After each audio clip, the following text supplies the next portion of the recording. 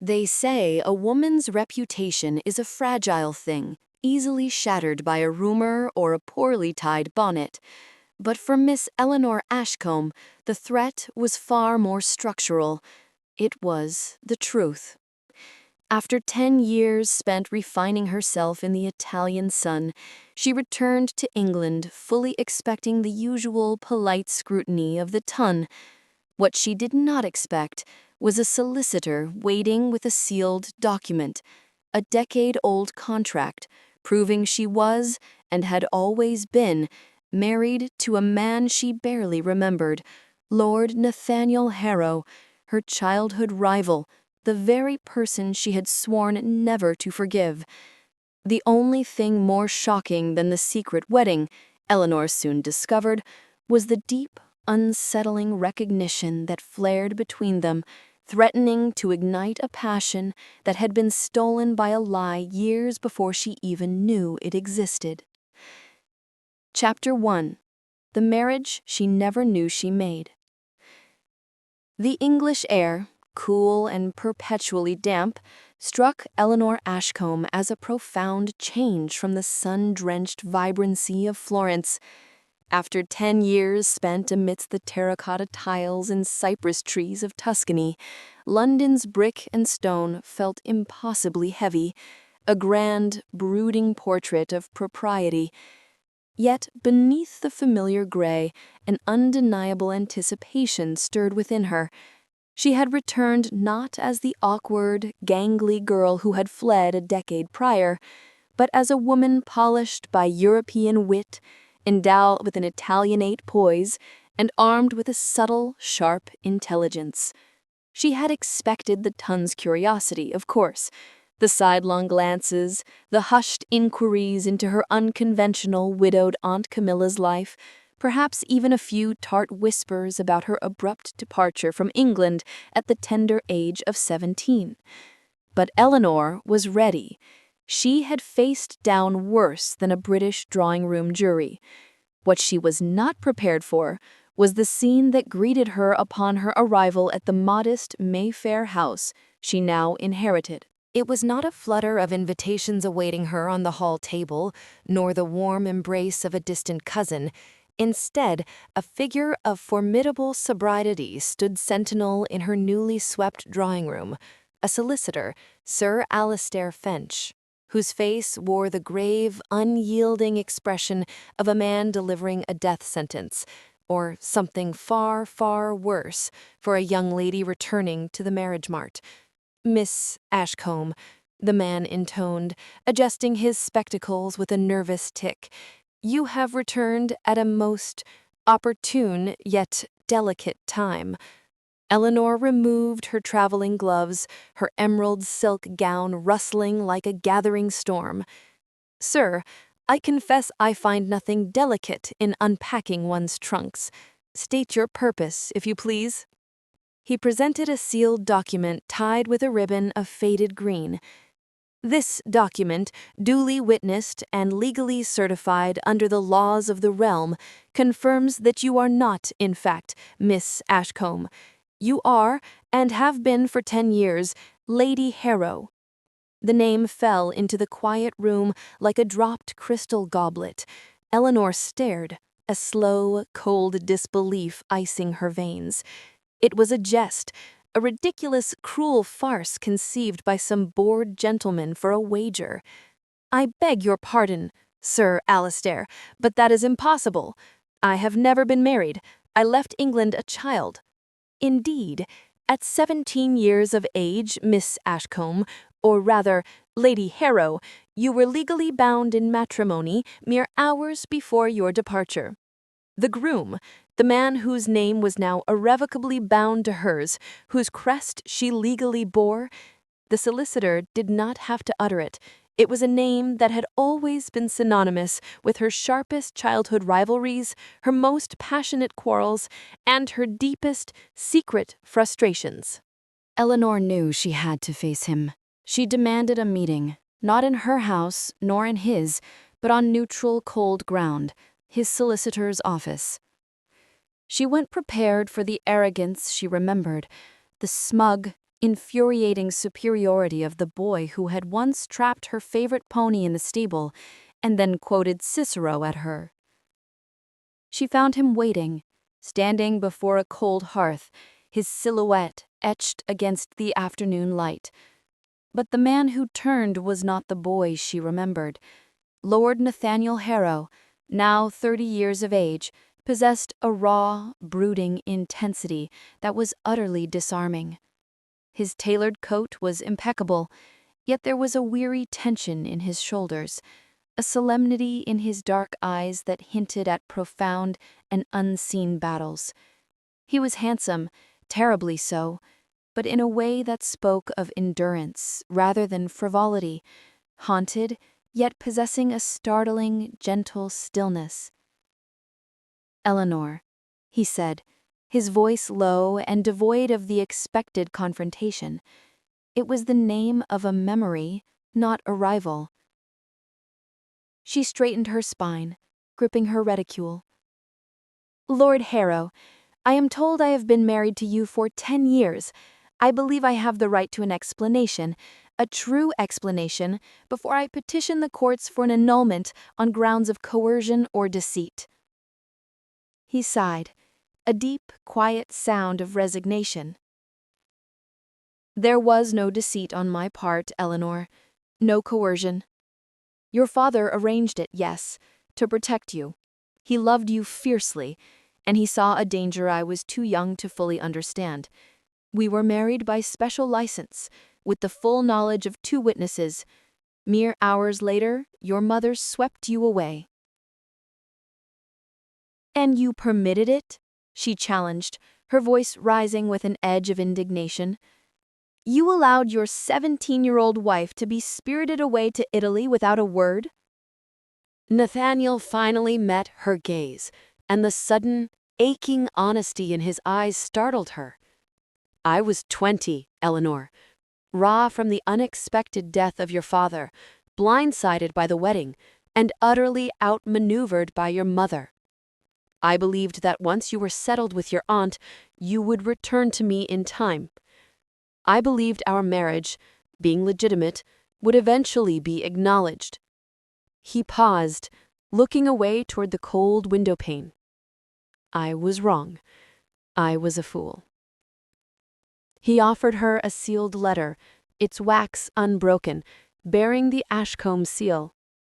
"This is your father's final will, written the day before he died. It stipulates the marriage and the immediate transfer of the estate upon your wedding. He bound us, Eleanor, and I believe he did so for a reason beyond mere property." Eleanor took the letter, her fingers trembling only slightly. She looked at the man who was legally her husband, infuriatingly patient in his explanations, yet maddeningly unreadable in his heart. He refused to release her from a vow she did not remember making, a life she never lived. The cold, inescapable truth settled over her.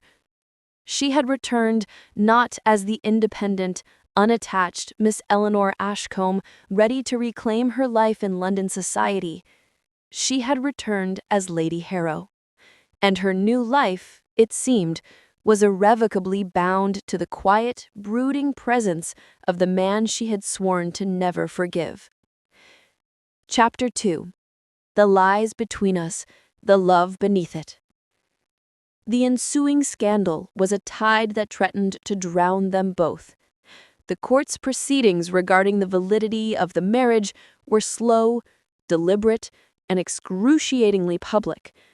Until a decree was reached, Eleanor, bound by the rigid, unforgiving hand of decorum, and perhaps more forcibly by the iron clasp of scandal, was forced to take up residence at Harrow Hall. The estate, ancient and imposing, sat on a rise in the rolling countryside, a place of stark beauty and long shadows. Eleanor arrived with the expectation of finding a desolate bachelor's retreat, a place as cold and guarded as the lord of the manor often appeared. Instead, she found a household running with quiet, almost unnatural efficiency, and an atmosphere far more complex than she had anticipated. Her uneasy, tension-filled cohabitation with Nathaniel began immediately. They moved through the vast rooms of Harrow Hall like two celestial bodies whose orbits had suddenly and violently intersected. Eleanor, who had expected a tyrant or a rogue, was constantly unsettled by the man she was forced to observe. She saw his quiet devotion to his tenants, observing him spending long mornings in the estate office, not simply demanding rents, but ensuring the proper drainage of the lower fields, and arranging for medical aid for a shepherd's ailing wife. It was not mere duty. It was a profound sense of responsibility, a commitment to the earth and the people who worked it. She witnessed his unexpected tenderness toward his younger siblings, a shy, bookish sister, Clara, and a boisterous brother, Thomas, both orphaned years ago and left entirely to Nathaniel's care. He dealt with Clara's anxieties with gentle, patient understanding, and handled Thomas's mischievous scrapes with a grave but loving hand. He was, she realized, a deeply rooted guardian, a man who built his life not on whims, but on unwavering foundations. And perhaps most tellingly, she noted his fierce protectiveness every time someone slandered her name. When a neighbor, calling out of morbid curiosity, dared to suggest Eleanor had been recklessly abandoning her duty for Italy, Nathaniel's quiet rebuke was delivered with such cold steel it instantly froze the blood of the offender. "Lady Harrow," he stated, his eyes dark with displeasure, "left England under circumstances she was too young to control. I shall not permit her name to be dragged through the mud of idle speculation in my house." Eleanor, who had spent the last decade perfecting her own defenses, found herself disarmed by his unwavering loyalty. It was an unforeseen kindness from the man who was supposed to be her adversary. Nathaniel, for his part, was a man long resigned to the bleak comfort of loneliness, shaken to his very core by her return. He had carried the weight of their secret marriage and the estate's responsibilities for 10 years. Now, Eleanor was before him, a brilliant, sophisticated woman, yet beneath the Italian polish, he could still glimpse the girl he remembered. He remembered a different version of Eleanor, not the sharp-witted rival, but the shy, sweet girl who had possessed a secret, startling bravery when defending an abused stable boy. He remembered, vividly, the scrap of thick, cream-colored paper, the girl who once, after a particularly vicious childhood quarrel over a Latin translation, had slipped him a letter of apology. It contained a hastily drawn robin and two sincere, almost tear-stained lines begging his forgiveness. It was a treasure he still kept. One wet, wind-swept afternoon, trapped together in the library, Eleanor confronted him again, demanding to know why he had never communicated with her in Italy. Nathaniel closed the book he had not truly been reading. "I wrote to you, Eleanor," he said simply, the truth catching in his throat. "I wrote for years, not immediately about the marriage. I intended to wait until you were settled, until the shock had passed, but I wrote about the estates, about the weather, about the hope that you would one day return." His expression hardened into pain. "But I received nothing, never a reply. I finally resigned myself to the belief that you found the entire circumstance so repulsive you would not even grant me the courtesy of a reply." Eleanor stared, her denial absolute. "I swear upon the memory of my father, I received nothing, not a single word, Lord Harrow." The shared realization struck them like a clap of thunder. They had both been lied to. Their wary truce evolved into a partnership forged in shared suspicion. Together, using Nathaniel's connections and Eleanor's sharp memory, they began to investigate the dark, tangled thread of their separation. They discovered a pattern of systematic erasure, Her mother, Lady Ashcombe, had intercepted and destroyed Nathaniel's letters, ensuring Eleanor believed her husband had abandoned her, and Nathaniel believed his wife had rejected him. Someone had meticulously erased all evidence of their marriage from public record. Beyond the locked-away vicar's registry and the solicitor's copy of the contract, the timing was precise, moments after Eleanor's departure. Her disappearance at 17 was not accidental, nor simply a grieving flight, but orchestrated.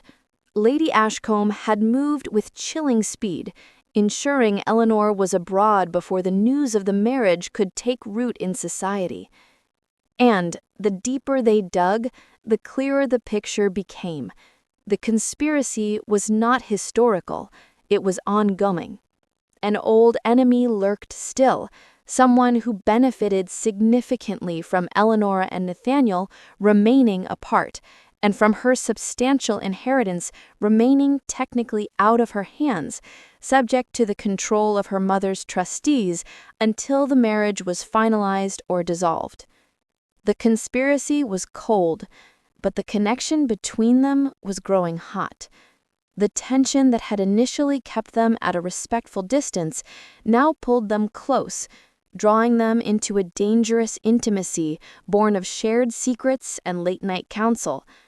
A stolen glance across the dinner table became a lingering touch over a shared map of the estate.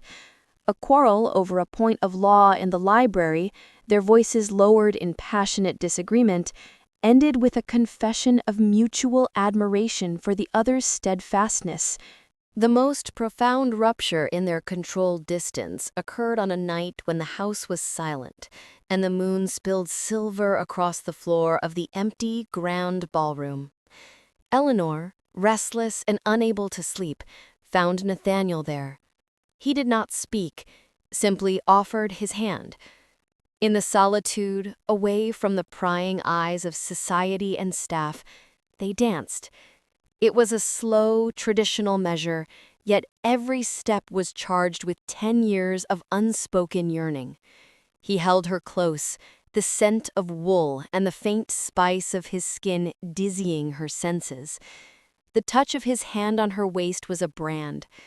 The dance ended, and Eleanor found herself breathless, her heart hammering against her ribs, her face inches from his. He was watching her, his dark eyes vulnerable, asking a question neither dared to speak aloud.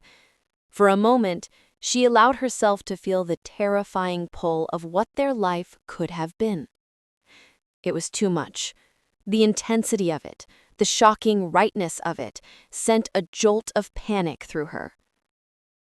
With a gasp, she broke away, fears sending her running from the room, leaving Nathaniel standing alone beneath the silver moonlight.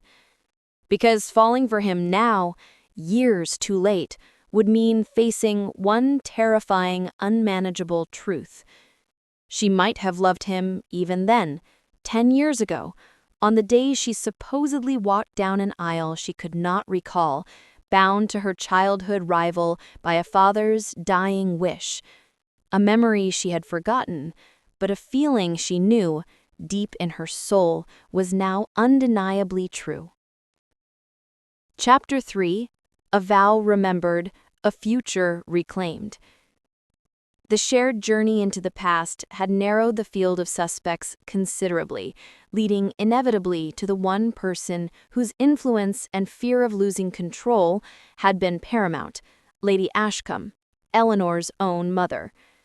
Yet they lacked the final, undeniable proof, the document that would tie her mother's orchestrations to the original conspiracy. Eleanor, armed with this certainty and Nathaniel's unwavering support, returned to the small Mayfair house, the very place she had received the shock of her life. She searched the private study that had once belonged to her father, a room her mother had locked up after his death, claiming it was too painful to enter. Tucked away, concealed beneath a loose floorboard only Eleanor, as a curious child, had ever discovered, she found it. A heavy, iron-bound trunk.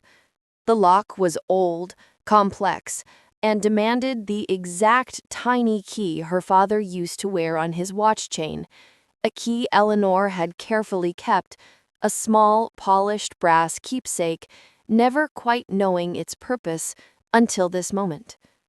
The trunk creaked open, exhaling the stale scent of aged paper and regret.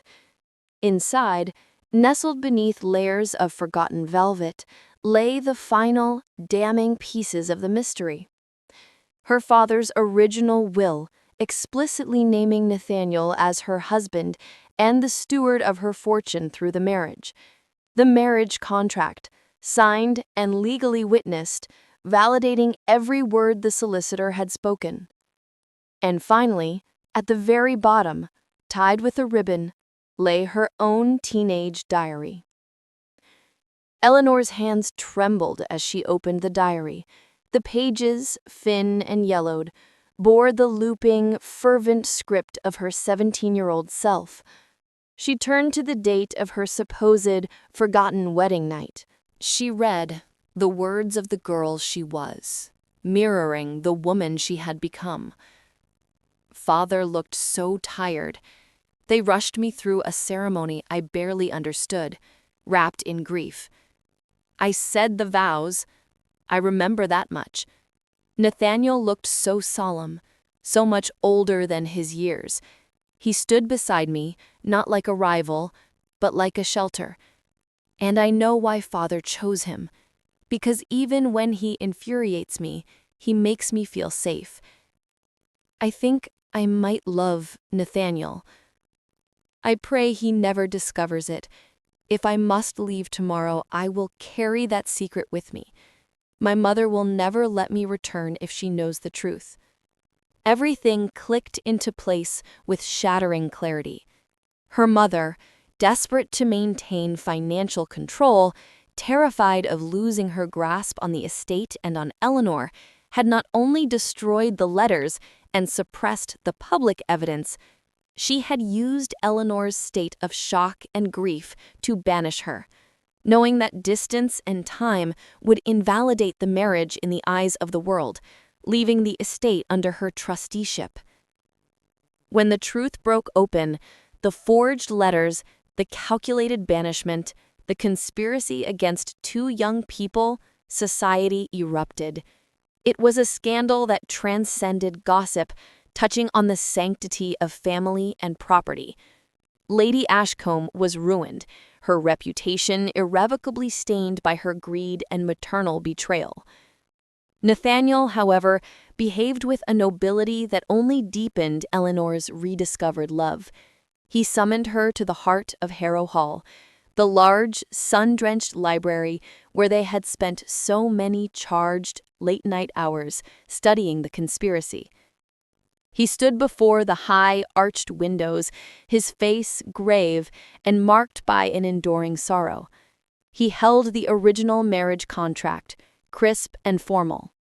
"Eleanor," he said, his voice husky with restrained emotion, "the truth is known, the conspiracy is laid bare. You are free now, in every sense. You may annul this marriage, you may reclaim the stolen 10 years, and live your life as you choose. I waited for you, I fought for the truth, but I cannot in good conscience hold you to a vow you were too young to remember making." He extended the document toward her. He was devastated, but determined to honor her wishes, even if it meant the final, quiet end of their connection. Eleanor did not move. She looked not at the contract, but at the man, the husband who stood before her. She saw the years of solitary duty, the protective kindness, the unwavering fidelity to a ghost of a marriage. She saw the boy she had unknowingly loved, grown into the man she now fiercely desired. She walked forward, her spine straight, and gently pushed the contract away, leaving it untouched on the heavy mahogany desk. 10 years were stolen from us, Nathaniel, she declared, her voice ringing with the hard-won clarity of a woman who had finally found her truth. I will not surrender a single day more." She turned, not to him, but toward the wide open doors. She stepped out onto the landing, where a few senior members of the household, tenants, and even his siblings stood gathered, drawn by the gravity of the moment. She stepped before them all, before the gathered estate, and before the man who had waited so patiently for her. "I am Lady Harrow," she announced, her voice strong and clear, "and this marriage, long hidden by deceit, is now gloriously, irrevocably claimed." Nathaniel, his composure finally broken, did not speak. He did something far more eloquent. He dropped to one knee before her, not in a grand public proposal, for they were already wed, but in a profound gesture of surrender and respect.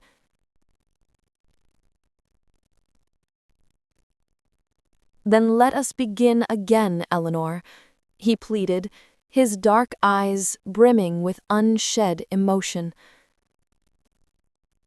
"Not as children forced by duty, or souls bound by a solicitor's signature, but as two souls who choose each other now."